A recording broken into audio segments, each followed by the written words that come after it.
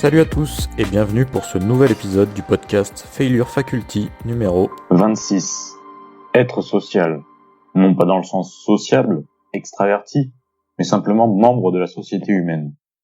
Mais en tant qu'être social, il y a en quelque sorte des niveaux, il y a des critères qui permettent de faire des différences. L'exemple que tu connais sûrement, c'est celui des entretiens d'embauche. Les compétences en tant que savoir-faire sont importantes, mais un minimum de savoir-être est nécessaire. En effet, on a beau être le meilleur techniquement, si on n'est pas du tout adapté au travail d'équipe et à la communication, cela peut vite entraîner un refus. Une bonne ambiance et une atmosphère de travail bienveillante et agréable sera souvent préférée à une petite différence de capacité. Nous sommes ainsi jugés sur notre comportement social, ce que nous pouvons apporter de positif ou de négatif dans les différentes interactions. Certaines personnes sont désavantagées de base. Il s'agit de celles atteintes par l'autisme. Même s'il existe un grand nombre de variantes dans les caractéristiques, en général, les troubles se ressentent au niveau des comportements, de la communication et des interactions. On dénote des difficultés persistantes marquées par une absence ou un manque de réciprocité sociale.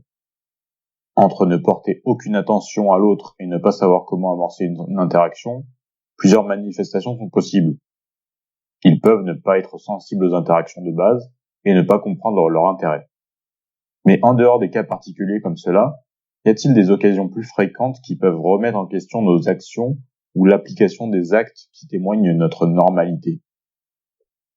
Dans l'expérience de la dissonance cognitive de Léon Festinger, on a demandé aux participants d'effectuer une tâche ennuyeuse. Ils ont été divisés en deux groupes et ont eu des récompenses différentes. À la fin de l'étude, certains participants étant payés 1 euro pour dire qu'ils avaient apprécié la tâche, et un autre groupe de participants a été payé 20 euros pour dire le même mensonge.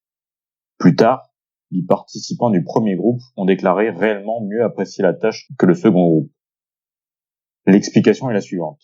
Être payé 20 euros fournit une raison suffisante pour accomplir une tâche ennuyeuse.